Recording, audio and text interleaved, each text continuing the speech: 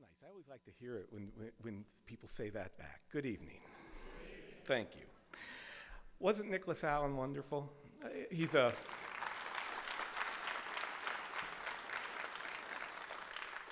freshman at Daniel High School, and so I think we have a lot to be proud of our local school systems. And he was accompanied by Grace Glaze, and she was able to read the music and turn it for him. I'm Bob Becker, director of the Strom Thurmond Institute, and it's my pleasure to welcome you this evening. As you may have noticed, Jeff Allen was supposed to be here, and Jeff directs the Water Center and is coordinator at the Thurmond Institute, and he was going to be doing the introduction because that's his son, so we're all very proud of Nicholas. And Jeff got food poisoning, so he and the folks that were with him at that meeting aren't going anywhere tonight. But it's my pleasure to be here with you this evening. We're in for a real treat. I had the opportunity to record a public radio section with Mr. Campbell, and we could have gone on all afternoon. We only did 15 minutes, but it was just a wonderful time. So we're in for a nice evening. As usual, we have a panel that will ask questions following the session, and it's my pleasure to introduce that panel. And they are Elizabeth Pridgeon will lead off, and she's a junior in the Calhoun Honors Program, and her major is Communication Studies with a minor in Spanish. Then Mr. Robert Ruff, and Bob is a second-year MBA student at Clemson. He'll be followed by Andy Billings, and he's a professor in Communication Studies at Clemson, and Professor Andrea Fesser, and she's a professor in the Visual Arts Program at Clemson. So it'll be an interesting panel session. To give you a background on Mr. Campbell, it's my pleasure to introduce Chris Peters, and Chris is with the Clemson University Foundation. He graduated with a bachelor's and a master's at Clemson, and his probably claim to fame that most all of us have seen him, but we'll never recognize him, is he was the Tiger mascot for 3 years here. So he's a familiar face in the crowd. So Chris.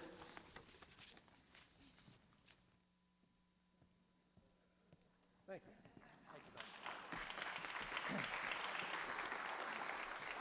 Thank you, Bob. And I'll say it one more time. Good evening.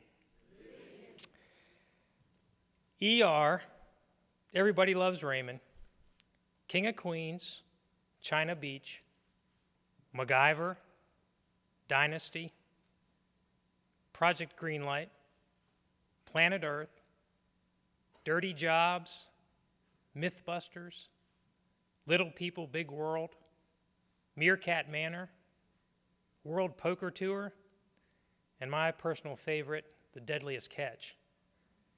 If you're familiar with any of these shows, you are really going to enjoy hearing from our speaker this evening, because he played key roles in the development and production of these and other signature series. It really is my pleasure to tell you a little bit more about Billy Campbell. Most of you were able to meet him or hear from him a little while ago, but I just want to tell you a couple other things about him. As you may know, Billy grew up here in Greenville, South Carolina, not far away in Greenville, South Carolina. And although he did his undergraduate work at Harvard, he has always been a loyal Clemson fan. Billy spent more than 20 years as a programming executive at major broadcast networks like ABC, CBS, Warner Brothers, Miramax, and he most recently served a 5-year stint as president of Discovery Networks. At Discovery, Billy was responsible for all aspects of the domestic television division. Among the 14 channels here in the U.S. that he and his team of over 1,300 people oversaw were the Discovery Channel, the Learning Channel, Animal Planet, and the Travel Channel. Now, Billy's entree into broadcasting began with a conversation he had with a speaker after a presentation at the Harvard Business School, a presentation much like this. So I know there's some students out there, so students, be sure to come up after the presentation and ask Billy lots of questions. You never know where that's going to lead you. In addition to his work commitments, Billy still finds time to serve on the boards of the National Symphony Orchestra, the National Parks Conservation Association, Converse College, Duke University's Cancer Center, and here at the Clemson Business School. His leadership style has been described as passionate, honest, optimistic, self-deprecating, high energy, filled with integrity, love, great vision, and attention to detail. Over the years, he's worked closely and become friends with interesting folks like Lance Armstrong, Jane Goodall, the late crocodile hunter Steve Irwin, Matt Damon, Ben Affleck, Ted Koppel, and countless others. When he's not working, Billy likes playing and watching sports. He likes hunting and bass fishing. And I read that two of his favorite things are beach music and eating fried chicken. Although he currently resides in Washington, D.C., his work has and continues to take him all over the world.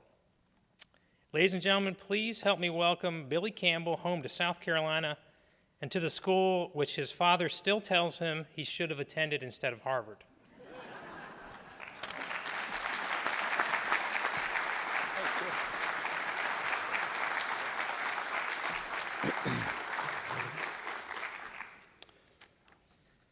Thank you very much, Chris.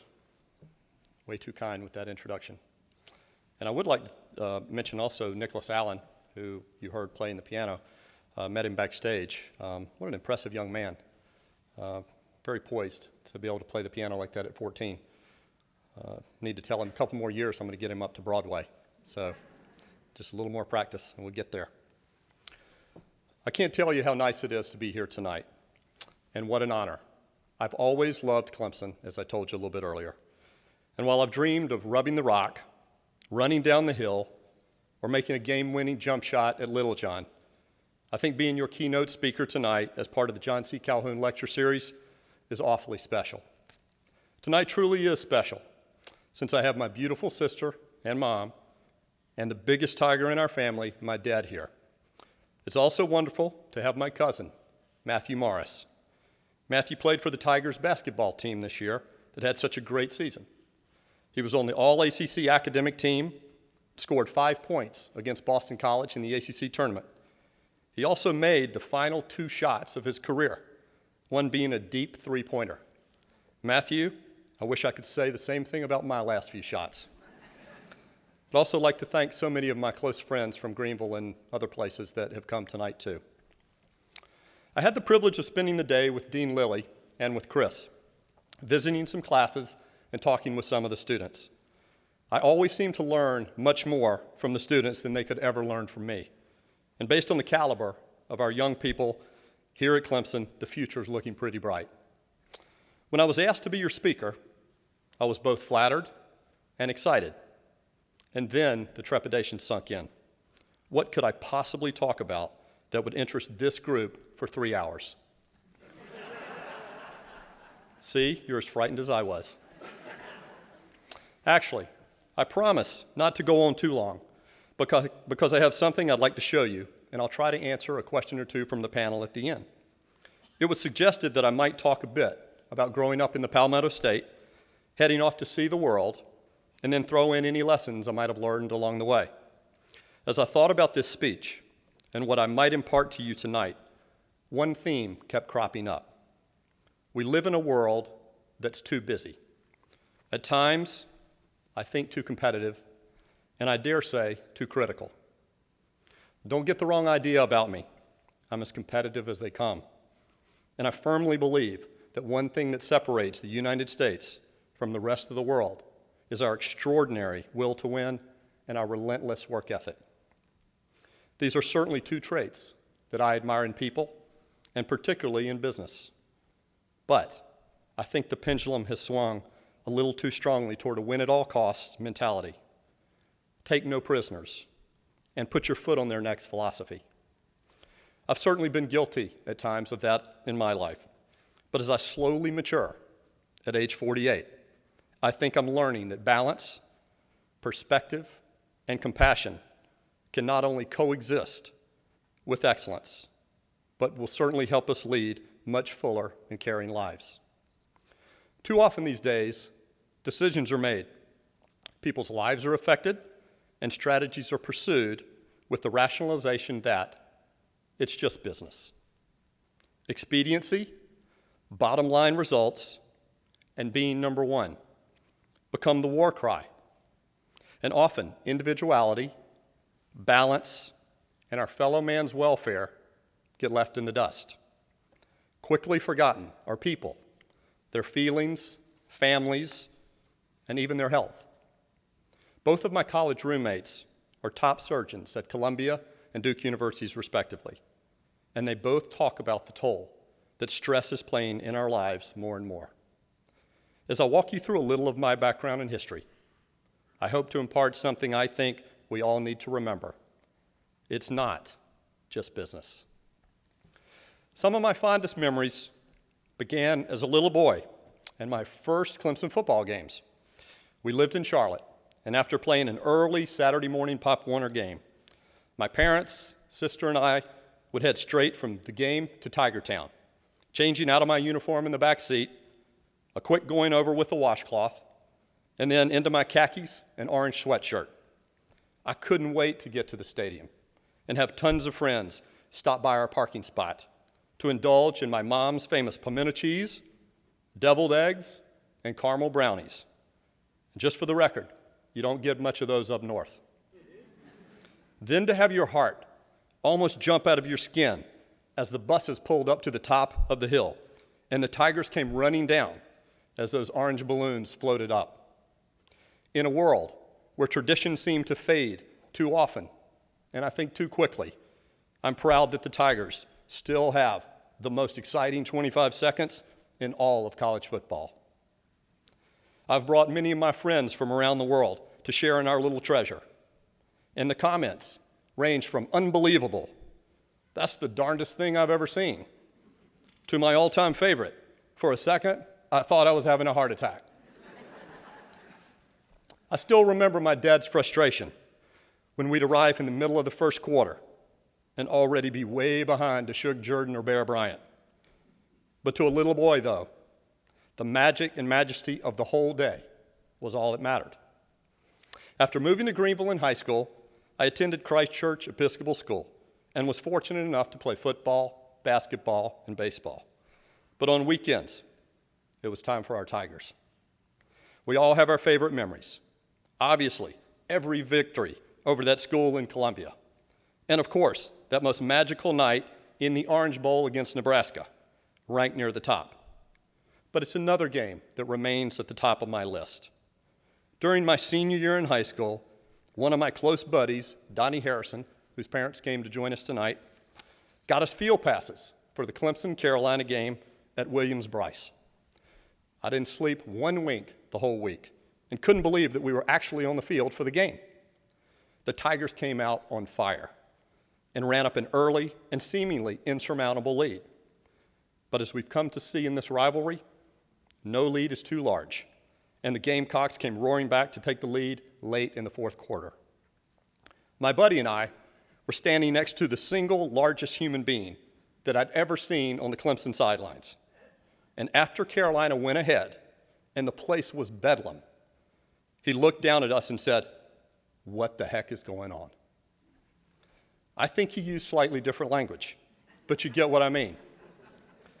His name was Lacey Brumley, an all-ACC offensive tackle who was 6'7", weighed over 300 pounds, and had a mohawk. I think his question to us was rhetorical, and all I could think of doing was yelling, "Let's go, Lacey," and slapped him on the rear as he ran into the game. The rest is history, as the Tigers stormed down the field behind Steve Fuller, and the day ended most marvelously with the catch by our hero, Jerry Butler. A few weeks later, another one of my buddies gave me a golden retriever puppy for my birthday. He kept the male, and I got the female. And as we pondered names for them, it became clear to me that Tiger football had to be a part of the equation. Certainly to the shock of my friend's father, a very successful Greenville attorney and a graduate of the University of Virginia. We named our dogs Lacey and Brumley. Lacey brought years of joy to the Campbell family, and to this day has that Virginia lawyer scratching his head over the origin of the name of his son's dog. As you can tell, if I'd had my druthers, I'd have just stayed in high school, enjoyed my mom's home cooking, and kept coming to the Clemson games. But college beckoned, and as Chris said, I applied to Harvard and Clemson. I was accepted to Harvard early, right before Christmas, but I didn't get into Clemson until late April. To this day, I think my dad enjoys telling people that at least Clemson still thoroughly reviews their applicants. So after Mom ordered most of the LL Bean catalog, I headed north to Boston for my freshman year. From the moment that my Eastern Airlines flight closed the door, I was deathly homesick. You know how you feel when the Tigers lose to Carolina? It was about 1,000 times worse. When I arrived on campus, it actually took about 15 minutes for the cab driver and the campus police to understand my accent and send me to the correct dormitory. I unpacked my bags, took the remaining top bunk, and then headed into Harvard Square to get something to drink. I was guided to the landmark sandwich shop, Elsie's, which had been John F. Kennedy's favorite haunt, and I ordered an iced tea. Not only was there no sweet tea, the abrupt waitress told me that they didn't serve iced tea after Labor Day. Still in shock, I ordered a chocolate milkshake, and that's exactly what I received. Chocolate milk shaken. When you go to Boston, if you want a real milkshake, you have to order a frap. Several days later, at my first Ivy League football game, as the band spelled out obscenities on the field, and our team lost to a terrible Columbia University squad, I could only think, maybe I should have gone to Clemson. But like most things in life, if you hang in there and keep plugging away, things will get better. I made fabulous friends, and even after suffering a broken ankle on the first day of practice, I played basketball for the college my freshman year and then joined a fantastic club team called the Harvard Classics and played against both the Cuban and the Danish Olympic teams in Havana and Copenhagen. After graduation, I headed to Wall Street to work for Smith Barney in their merger and acquisitions area and had my first opportunities to live in New York City and to travel across our great country. One of the deals that I worked on involved a top engineering design company here in South Carolina. I remember calling the CEO to discuss a few strategic items, and his office said I could reach him at home in the afternoon. When his wife answered and asked if I could call back just a bit later since he was working in his rose garden, I was shocked. I was killing myself, working 18-hour maniacal days. So how could the CEO be pulling weeds during the workday? I'll never forget what my mother explained, that the CEO was the one who had it figured out. He loved his job, obviously did quite well, but also found time for lots of other things that he enjoyed. It was one of my first lessons on the value of balance in one's life. As my 2 years on Wall Street concluded, I was fortunate to win a Rotary International Scholarship representing my home chapter in Greenville. I headed off to study at the Chinese University of Hong Kong and had a most magical year. The Rotary Scholarship is incredible. You choose where you'd like to live and study, and besides learning and having fun, your major obligation is to be an ambassador of goodwill. I spoke at numerous Rotary functions during the year, but enjoyed most my talks with high school students about our electoral process. I loved my time in Hong Kong. I learned some Mandarin, which is quite difficult with a Southern accent. I took a night class with Chinese businessmen, and I played basketball for the university team, which won a medal at the Nanjing University Invitational Championship. One interesting memory was playing in mid-February in a gymnasium with no heat. With the temperature in the 30s, we warmed up in ski parkas and only had 5 minutes of hot water to shower after the game. It's helped me remember how lucky we are with our many daily indulgences. During my scholarship year, I lived in a dormitory with all Chinese students who helped me tremendously, particularly when it came to ordering dinner. Upon my arrival, not knowing anyone, I unpacked and headed into the massive dining hall. The system is a little quirky, or at least it was for me. You order your food from a little lady who writes it down on a slip of paper, which you hand to the cooks in the kitchen. The order slip has a number on it, which is read over the loudspeaker when your food is ready.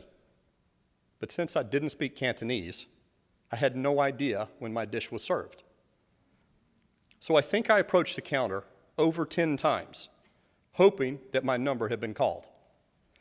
Finally, a sweet young woman realized that I was clueless and said that since I couldn't understand the Chinese numbers being announced, maybe it was better if the kitchen just called out my dish.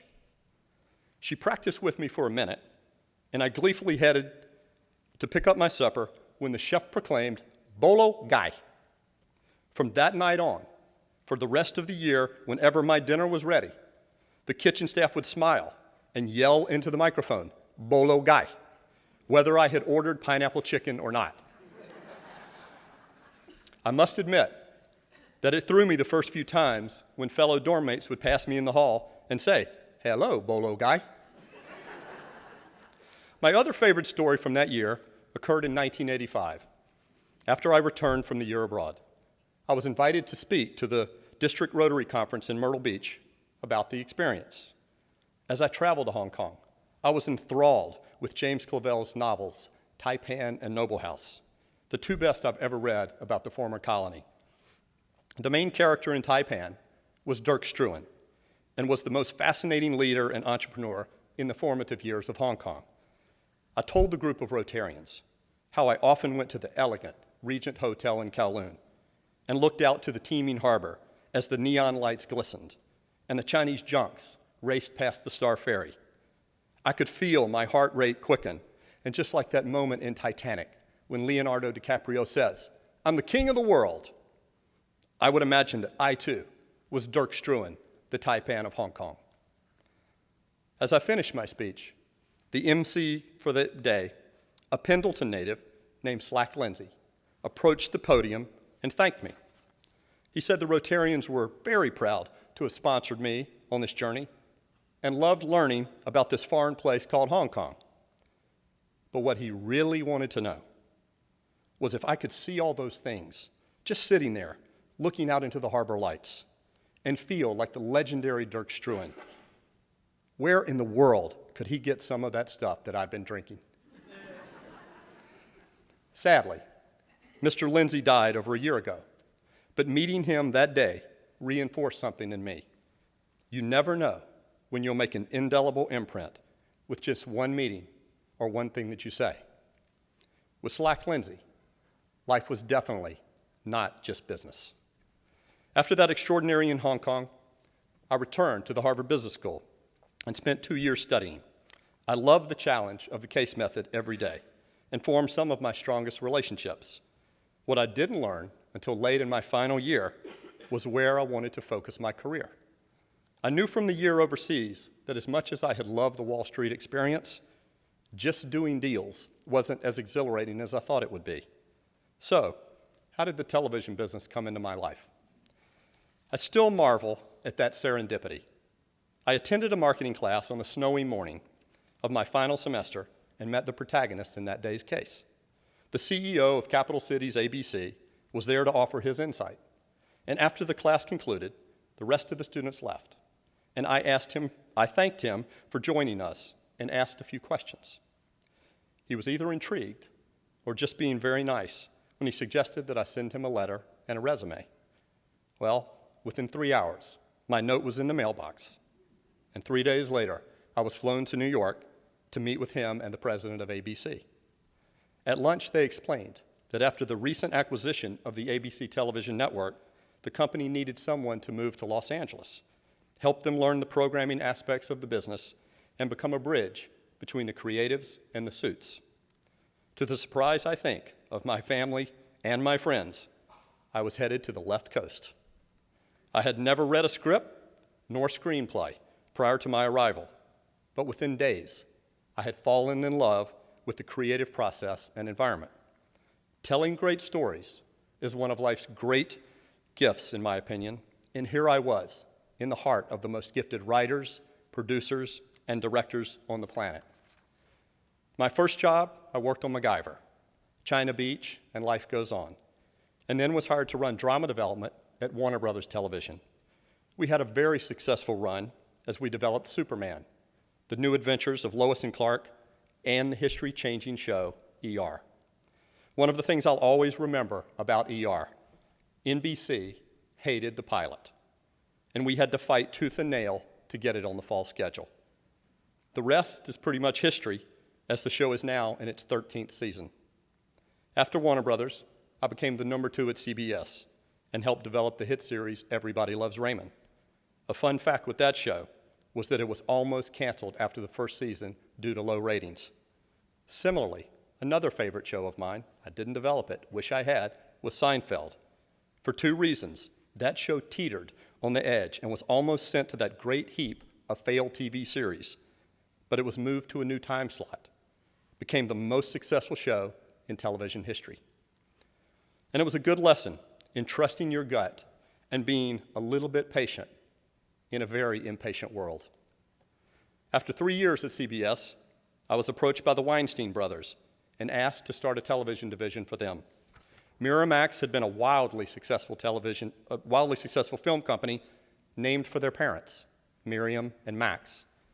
Running an independent production company was thrilling, and we had great success with a new series we created called Project Greenlight on HBO. I brought in partners Matt Damon and Ben Affleck, and the show was one of the first to successfully integrate the internet and the filmmaking businesses. But sometimes things come at you when you least expect them, and that happened for me in 2002. I received a call from a headhunter asking if I'd be interested in running the Discovery Networks in Silver Spring, Maryland. The job was perfect in so many ways. I had 14 channels. As Chris mentioned, they included Animal Planet, the Learning Channel, Travel Channel, Discovery Health, the Science Channel, the Military Channel, and of course the flagship, the Discovery Channel. As a programmer, it simply doesn't get any better. Since my attention span is quite short, it was perfect, since I could change the channel at any moment, both literally and figuratively. Producing shows like Mythbusters, Dirty Jobs, Deadliest Catch, Trading Spaces, Monster Garage, American Chopper, Little People, Big World, Meerkat Manor, and The Real Estate Pros, hosted by our own Clemson grads, Richard Davis and Ginger Alexander, and big specials, The Flight That Fought Back, Walking with Cavemen, Nefertiti Resurrected, Tom Friedman from the New York Times, documentary on outsourcing in India that spawned his bestseller, The World is Flat. I had the privilege of having dinner with the presidents of Ghana and Uganda in their homes and rafting down the Nile through a stage 5 rapid, much to my mom and sister's horror, as I almost drowned.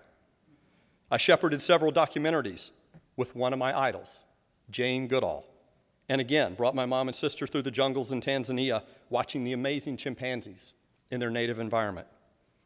And one of my favorite days will always be flying in the back seat of an F-18 with pilot Justin Otter Otto at the helm as we flew over the Gulf of Mexico in Pensacola with the Blue Angels. I hate to admit it, but after the 3rd time that we pulled 6 Gs, I got a little sick. Okay, I got a lot sick. But I'd go with him tomorrow again if he'd ask me. And I either deserve the credit or the blame for putting my college roommate on television first. Dr. Mehmet Oz has now become a household name with his best-selling health manuals and his appearances on Oprah. I had the luxury of programming the finest shows on television and working with the most extraordinary talent in the world. Tonight, I'd like to share a few details with you about just 3 of these.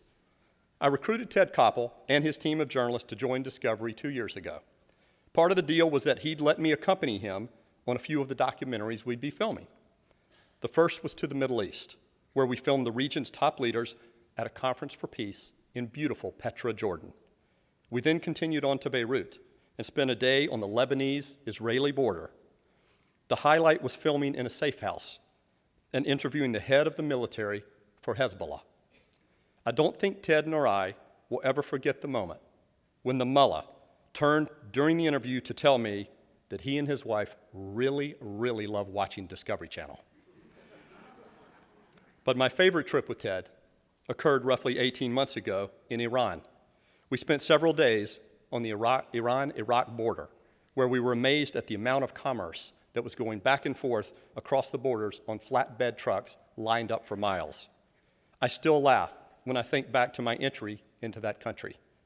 Upon arrival at the Tehran airport, I was whisked away to a small office in the bowels of the building, where I sat for almost an hour. Finally, a guard came to take my fingerprints. The process was so tedious, since the guard fingerprinted each finger twice and both palms. I tried to wash off the ink in the bathroom sink, but it only smeared on my hands even worse. Eventually, I was told that I could go, and I watched as I stood up to leave. The guard crumpled the fingerprinted paper and threw it in the trash can. When I later inquired of my translator about this incident, he smiled and he said, "Since your government fingerprints Iranians coming into America, our government fingerprints Americans coming into Iran." The silver lining to this story is that our documentary, Iran, the most dangerous nation in the world, was awarded an Emmy for the news documentary, and just 2 weeks ago, Ted Koppel had me out to his home and gave me my very first Emmy trophy. Without question, one of my favorite people of all time was the magical Steve Irwin. I bonded with him when I flew to his zoo in Australia to officially christen the Animal Planet Crocoseum, where he performed his daily crocodile show and feedings. Steve had a helicopter pick me up in Brisbane and fly me to the zoo an hour away. I won't ever forget seeing Steve and his team waiting for me to land. All 10 of them were waving furiously in their khaki shorts and shirts. 3 years ago, Steve was participating in the Macy's parade in New York City. I told him that he couldn't possibly be in America on Thanksgiving Day and just sit in a hotel room. He agreed to share it with my family. So after appearing in the parade and on the Conan O'Brien show, he flew down to the beach that evening from New York City. Now, I had told Steve in passing not to eat, since the dinner served by my cousins in the country was more food than he could possibly imagine. I picked him up at the tiny Georgetown airport, and we started on our 30-minute drive to my uncle's home. After about 5 minutes, Steve kind of turned to me and said, "Billy, think we can stop and get something to eat?" And I told him, I said, "Steve, we'll be there in 25 minutes. Don't worry." But after about another 5 minutes, he said, "Billy, I really need to get something to eat." I said, "Steve, we're almost there. They're going to have tons of food. Besides, didn't you eat anything today?" He truly looked at me like I was from Mars and said, "Mate, you told me not to eat today. I didn't." He had been on television for 16 hours without having had anything to eat. A short time later, we walked into my uncle's house, and you would have thought that Santa Claus had arrived. He told story after story and just had the grandest time. I think I was the only one that truly understood why he had 4 plates of food at his first American Thanksgiving. I visited his family, Terry, Bindi, and baby Bob, at their zoo last year.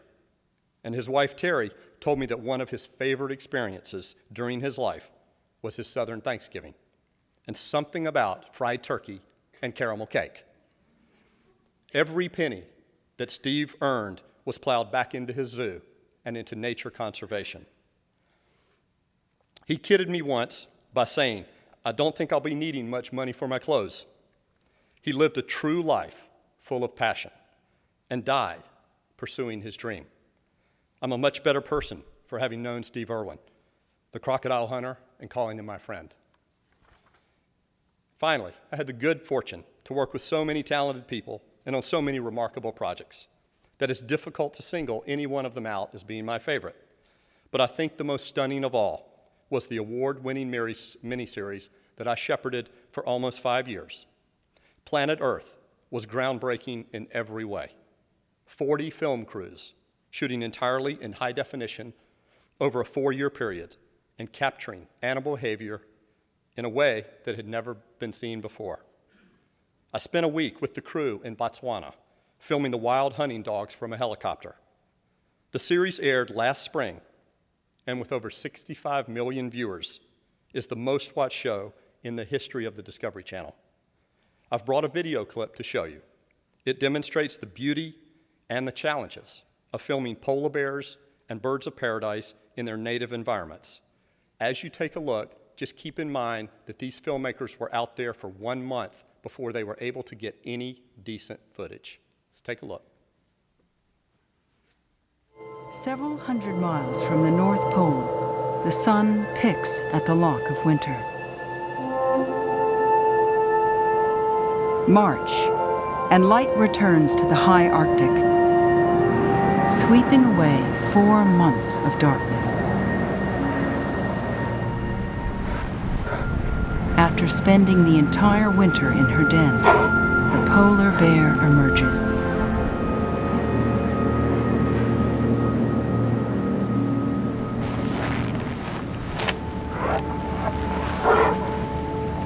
She trades cramped inactivity for a toboggan ride, perhaps for cleaning her fur, perhaps for sheer joy. She's not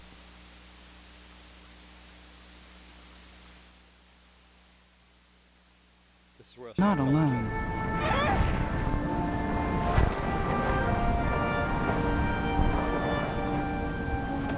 Such intimate footage of cubs has never before been filmed.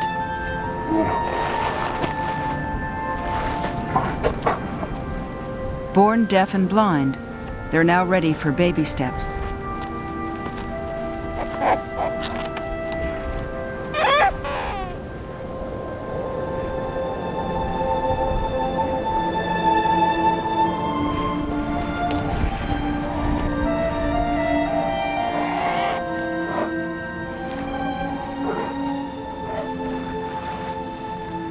To survive, the cubs must soon make a long hike. Hunger is a powerful incentive to learn to walk. She lures them with the promise of milk, the only food the cubs have known.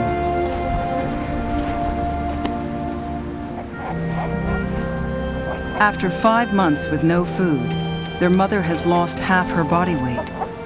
She converts the last of her fat reserves into milk for her cubs.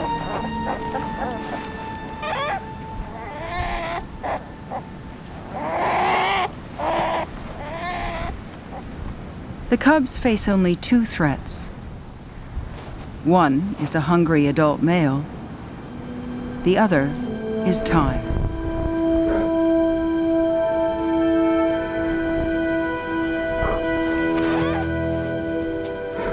The spring sun will soon melt the distant sea ice, where she'll hunt to feed her cubs. She must reach the ice before it breaks up.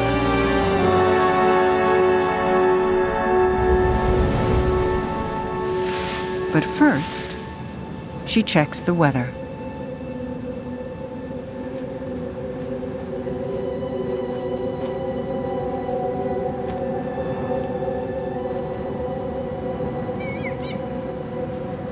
From the time the cubs emerge to the time they leave for the ice takes about 2 weeks.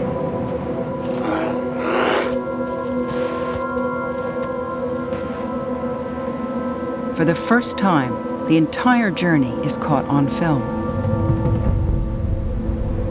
They've almost reached the coast, and just in time. The ice is starting to split.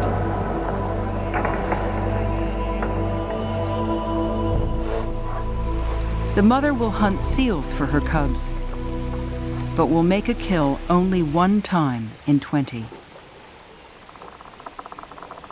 In their first year, nearly half of all cubs perish.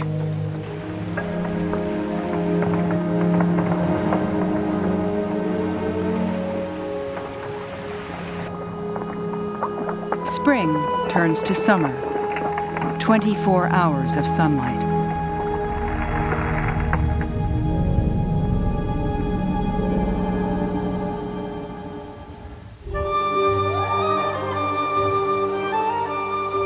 In the tropics, The sun strikes the earth head-on, year-round. Temperatures barely change.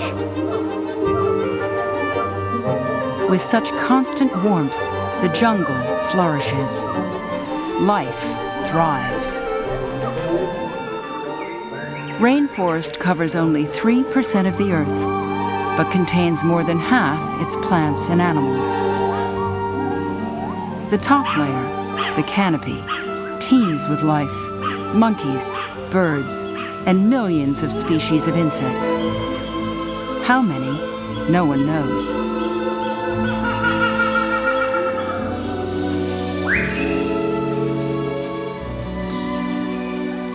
The great island of New Guinea harbors 42 species of birds of paradise. Each more bizarre than the last, including the bluebird of paradise, never before filmed in the wild. Patience makes these images possible. The cameraman spent 45 days in hiding. To lure a mate, the superb bird of paradise just yells.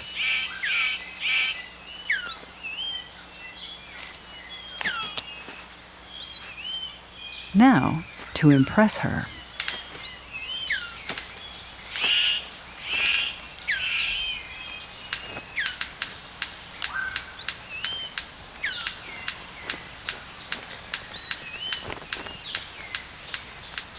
it's like nothing else on earth, a cross between ballet and boogie. She's unimpressed.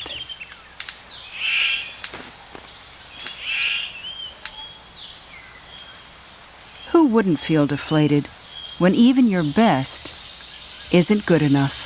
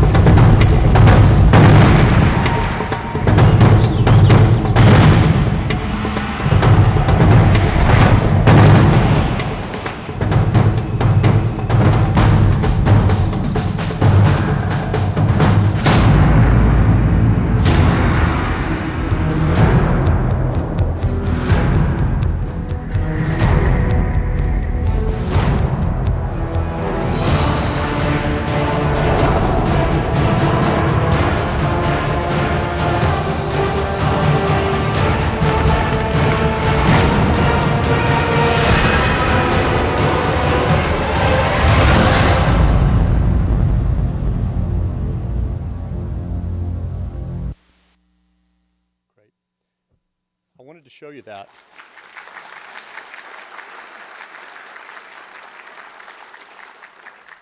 I wanted you to see that, those that haven't seen it, one to tease you to go out and get those 11 hours. But most importantly, I just wanted you to see it because it represents something that I find great about the television industry, which is constantly under great criticism, some of it justified. And part of that was when we were at Discovery, people told us, and I remember when I ordered that, it was 11 hours. It was the longest series in the history of the channel. And people were saying people's attention spans are much shorter, which they are. There's no way they're going to watch 11 hours. But I knew that with 4.5 years, with the investment we were making, and with the filmmaker, who was a British producer from the BBC, who partnered with us on this and had previously done another wonderful special called Blue Planet, he told me, he said, we can do this differently. We're going to shoot the whole planet differently than you've ever seen. And I think to me, it just goes, don't ever underestimate your audience, and certainly don't underestimate how beautiful our Earth is. So I wanted you to take a look. And that last clip was just to give you an idea of how we actually marketed the show to draw in those 65 million. I'm not sure that anyone could have a more thrilling and challenging job. After a record 2006, my boss, who was then CEO, resigned. After 1 month on the job, the new CEO eliminated my position. The last words that I heard were, you've done an incredible job running Discovery Networks, but we're both CEOs, and there can only be one. Within days, I had gone from running a multi-billion-dollar media conglomerate to being unemployed for the first time in my life, having to say goodbye to my team of nearly 1,000 employees, many of whom I'd recruited to join me and loved with all my heart. I have to admit, it was devastating. While a bit uncertain about the future and not really knowing what to do with myself without 12 meetings a day, I was overwhelmed by the support that my family, friends, and colleagues, and especially my nephews, gave me.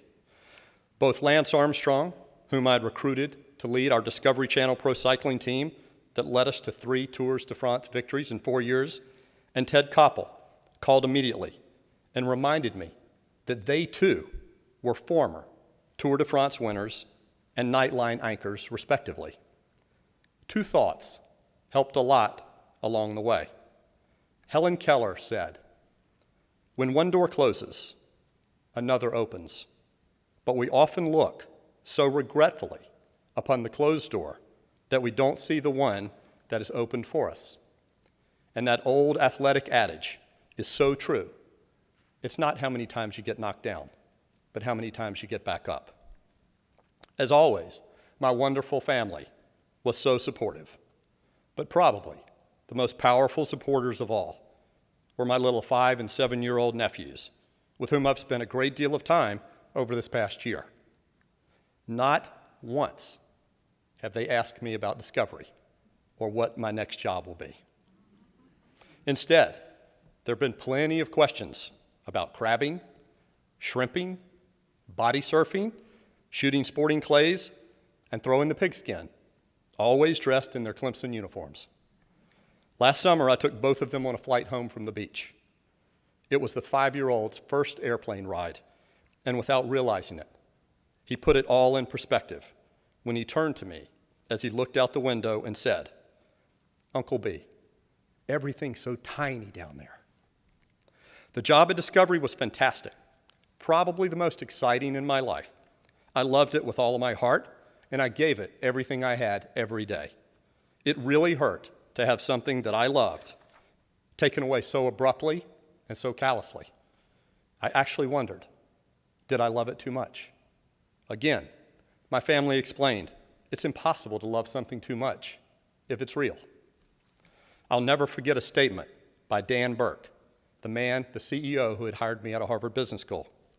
He once told me, "If you allow your job to define you or become too much of your life, you're bound to be disappointed eventually." All of us here tonight have faced adversity. We, or people we love, have had tough luck, been knocked down, or disappointed with certain outcomes. It's part of life. Sometimes it just comes when you least expect it. There's no question that life is changing for all of us. Technology has forced us to adapt. New technologies have enhanced our productivity and our ability to communicate with immediacy. Our choices are often infinite, yet imprecise.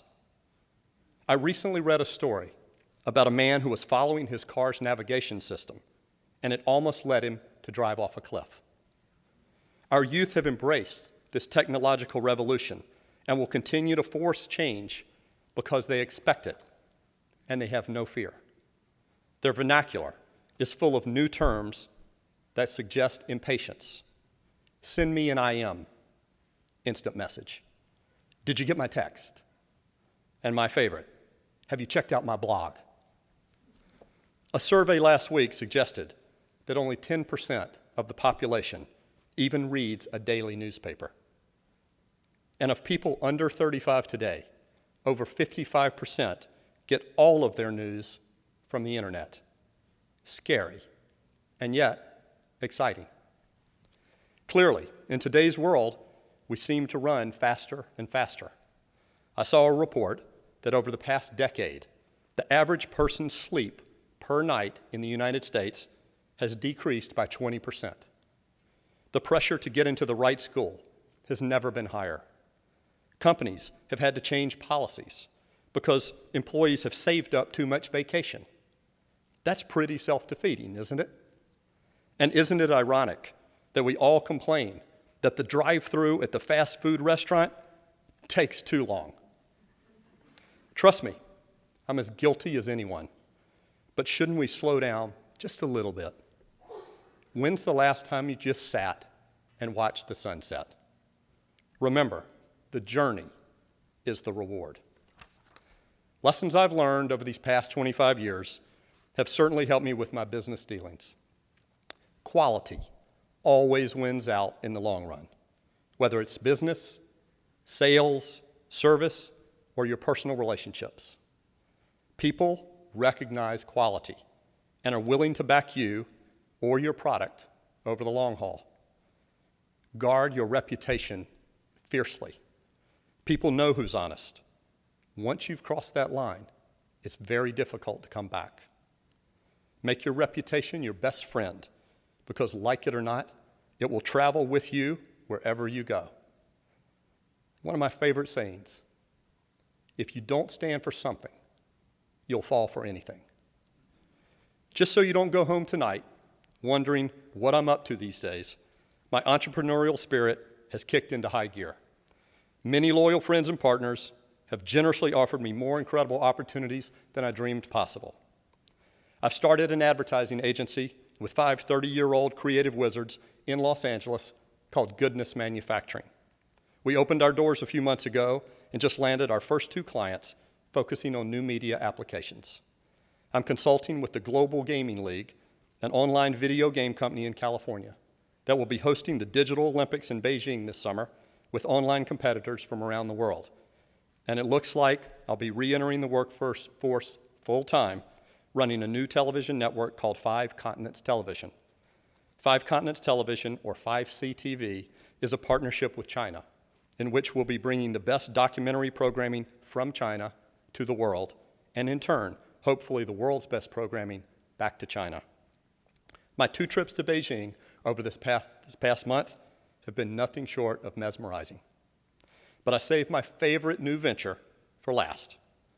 Believe it or not, I'm producing a Broadway musical based on an old Rat Pack movie, Robin and the Seven Hoods. It's a mafia story, you must know it. It's a mafia story about a turf battle set in Chicago in the 50s, and we'll be using the music from Sammy Cahn and James Van Heusen. So if you enjoy the songs, Come Fly With Me, Ain't That a Kick in the Head, Come Dance With Me, and Chicago Is My Kind of Town, I expect to see you at the premiere on Broadway sometime next year. Hopefully, I've given you a sense of how much I love South Carolina, and especially Clemson. President Barker has done wonders for this stellar university, and I always have a big smile when I hear people from around the world talk about all that's happening here. I'd like to end with a few words from Ralph Waldo Emerson. To laugh often and love much, to win the respect of intelligent persons and the affection of children, to earn the approbation of honest critics, and to endure the betrayal of false friends, to appreciate beauty, to find the best in others, to find the best in others, to give of oneself, to leave the world a bit better, whether by a healthy child, a garden patch, or a redeemed social condition, to have played and laughed with enthusiasm and sung with exultation, to know that even one life has breathed easier because you have lived. This is to have succeeded. With much greater eloquence than I, he reminds us to live a wonderfully fulfilling life and to remember, it's not just business. Thank you so much for allowing me to share your evening.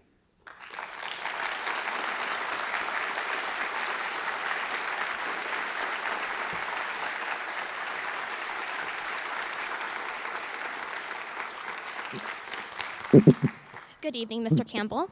You have to call me Billy. Billy. What's your name? My name is Elizabeth Pridgeon. Hi. And you mentioned during your presentation that having the ability to tell a great story is a wonderful gift. And of the sitcoms that you worked on, which told the best story, in your opinion? Wow, that's a great question. The question, in case people couldn't hear, was as I talked about telling great stories, which half-hour shows or sitcoms that I've ever worked on or been familiar with told the best stories. You know, I think it's almost impossible to say that there's one.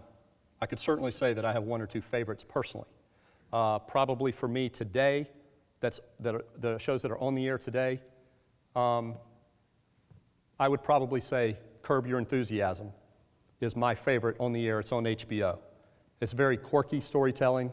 Part of the reason that it's quirky is because it's created and stars the same gentleman who created Seinfeld. So if you remember Seinfeld, which was another one of my favorites, it has that really quirky sense of humor. You know, Seinfeld became famous or very popular in its marketing of itself that it was about nothing.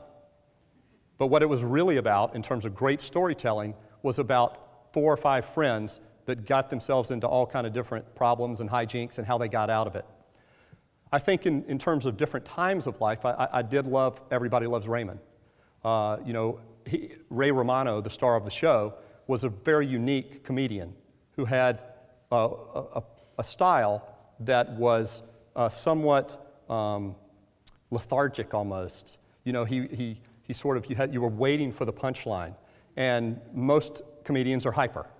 And so he was unique in his presentation. But what was really unique about that story and that show at CBS was that the creator, and this comes back to the key to all great series and to your question about great writing, the creator of the show was Phil Rosenthal. And Phil Rosenthal was a Jewish fellow that grew up in Long Island. And if you think back to that show, every single episode was autobiographical about his family. So Ray Romano and Patricia Heaton and the stars of the show did a wonderful job of extrapolating what had been part of his daily life growing up. But it was from the heart, and so everything was very organic. And I think probably, you know, there were shows that changed the course of television history. There's no question that Bill Cosby, you know, being the upper class doctor with the cute kids, was novel. What's an interesting vignette about that show, and shows you how hard television programming is, when I first arrived at ABC, there was a new management team, and this was back in 1987. And the prior administration had actually been fired. And when I inquired why were they fired, the real cause, when you really boiled it down, was because they had passed on the Cosby Show. And so I sat there and I said, well, they should have been fired. You know, how do you pass on a show that changes television history and puts NBC from 3rd place into 1st place? But what people don't know, and this is sort of that old Paul Harvey, you know, let me tell you the rest of the story, is that the show